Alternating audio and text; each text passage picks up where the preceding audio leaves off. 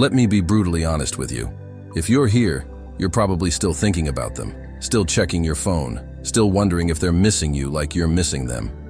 And I get it, because breakups mess with your head. But listen closely. Silence is your superpower.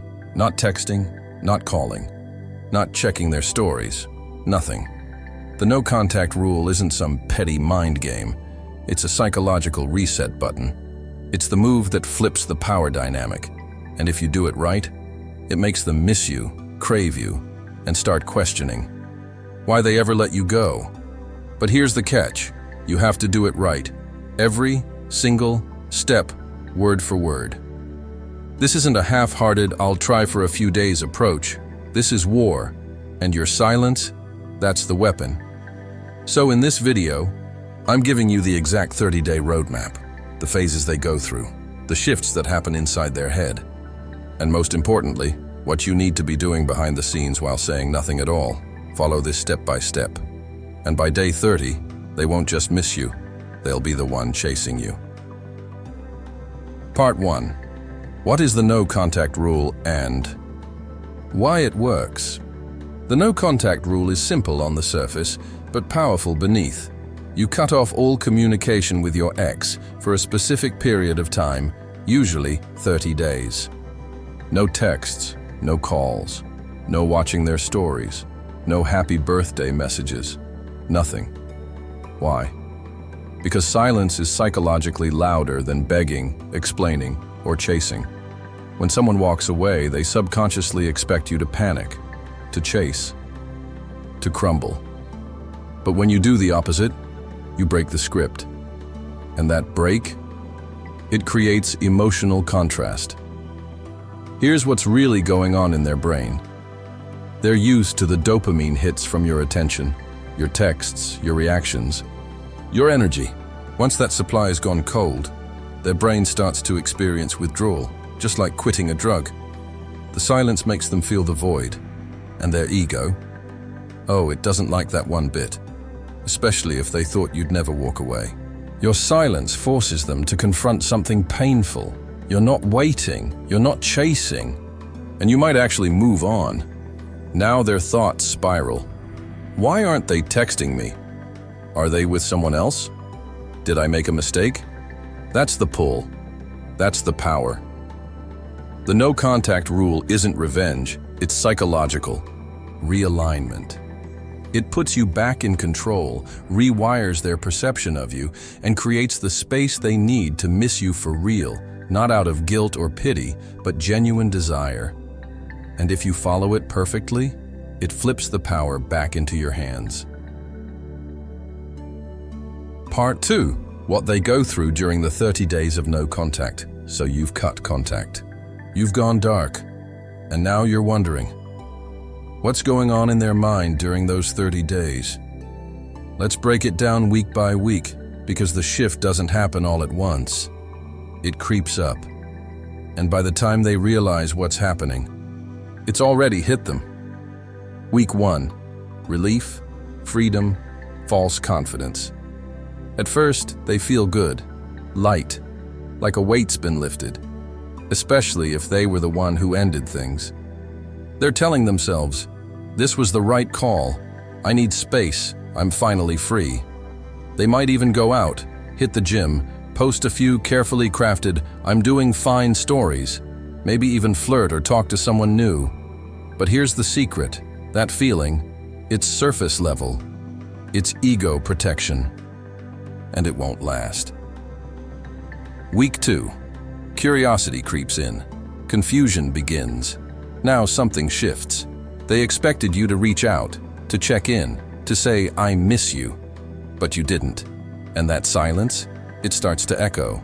They start thinking, wait, why haven't I heard anything? Did they already move on? Are they with someone? So they'll test the waters. Maybe they'll view your story. Maybe they'll like an old post. They won't say anything directly, but they're watching. They want to know, are you still affected? And if you stay silent? That calm confidence starts cracking their ego. Week 3. Doubt hits. Ego bruises. The spiral begins. they start questioning the breakup.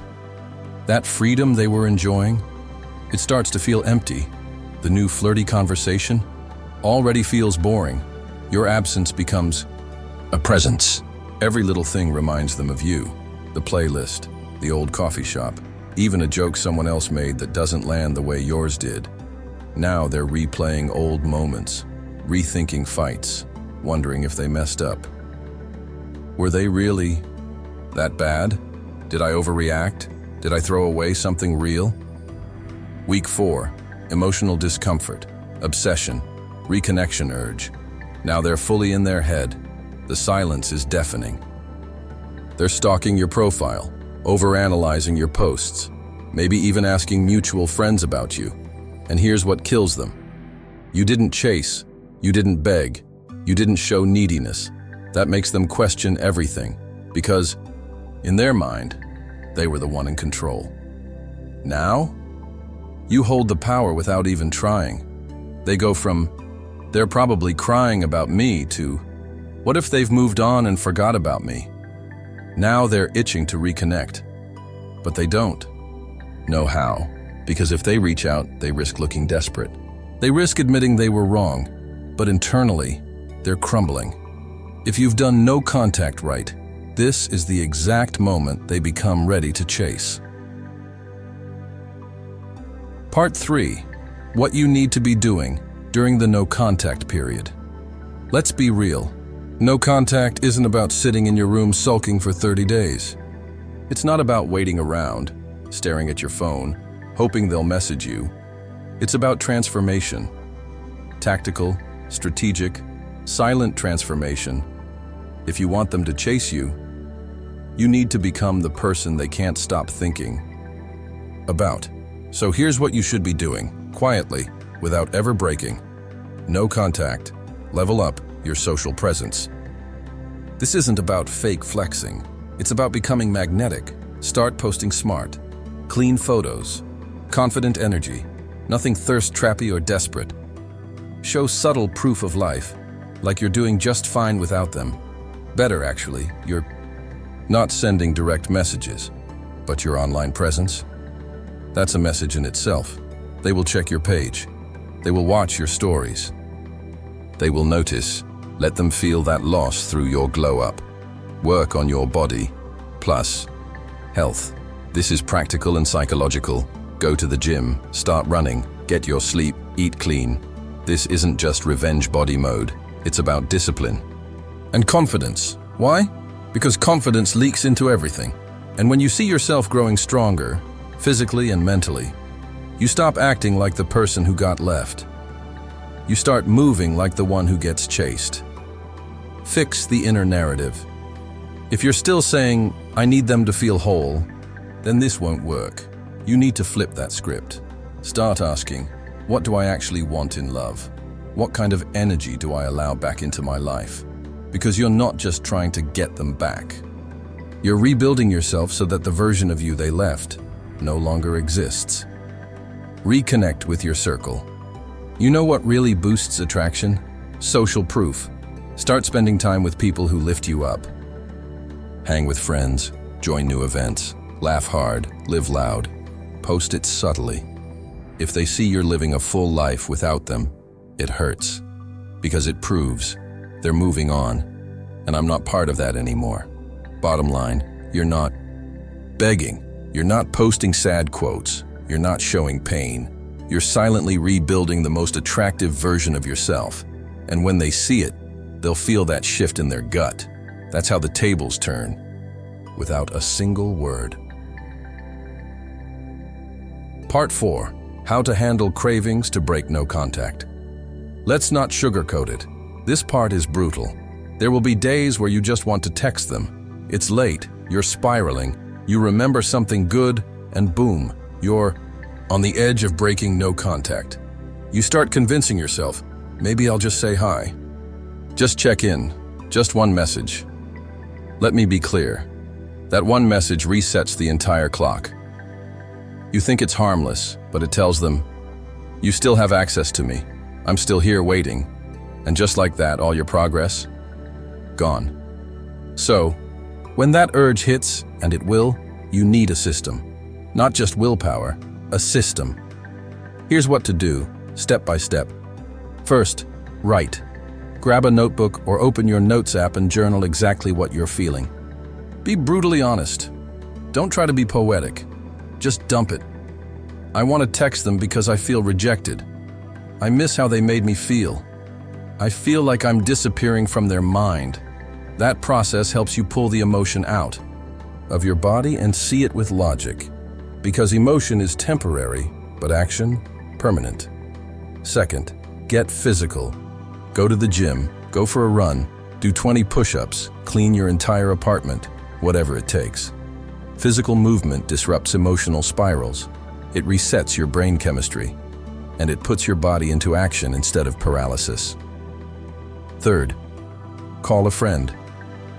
Not to rant, not to talk about your ex, just connect, laugh, vent if you must, but keep it short. Human connection is one of the strongest tools to survive the crash, and most importantly, set up reminders before the craving hits. Write down why you're doing this. Post it on your mirror. Set it as your lock screen. Examples: if I text, I lose power. If they miss me, they'll reach out. I don't chase people who left. Every time you crave contact, you're not losing. You're actually being tested. And the reward?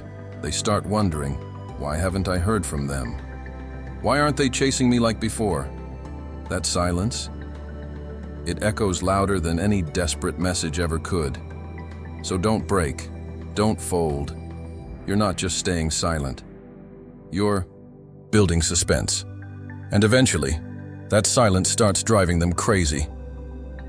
Part 5. What to do when they finally reach out. So, after all the silence, they text you.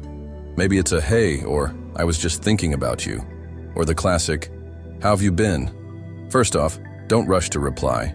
I get it. Your heart jumps. It's what you've been waiting for. But that's exactly why you need to pause. Not to play games, but to hold the frame. Because the way you respond now will set the entire tone moving forward. If you reply too quickly, too eagerly, too emotionally, you throw away all the power you just built with your silence. So, breathe. Don't panic. Give it a few hours. Let them sit in that uncertainty a little longer. Let them feel that they don't have the same access to you anymore. Then, when you do reply, don't go emotional. Don't say, I missed you too, or I've been waiting for you. That feeds their ego and kills the mystery. Instead, respond with calm, casual confidence. Something like, hey, nice to hear from you. I've been good, just staying focused. It's short. It's non-needy. It says, I'm not bitter, but I'm not obsessed either. Now here's the part most people mess up. Don't turn this into a full-blown emotional reunion. If they ask to meet up, keep it light. Coffee, casual, no pressure. Why? Because you're not trying to validate that they're still wanted. You're trying to rebuild attraction slowly on your terms. You want them to feel like, wait, she's not chasing me. She seems different. Did I lose her? That tension? That curiosity? That's what makes them chase you again. Because here's the truth. If someone comes back and you immediately validate their worth, they don't feel the need to earn you. But if you're warm yet grounded, if you're receptive but not desperate, they start working for your attention again. This is not revenge. This is emotional discipline. You're showing them the version of you that's evolved, the one who doesn't need them, but might choose them if they step up right. So, when they reach out, don't see it as the finish line. It's just the start of the test. And how you handle that first moment back, that decides everything.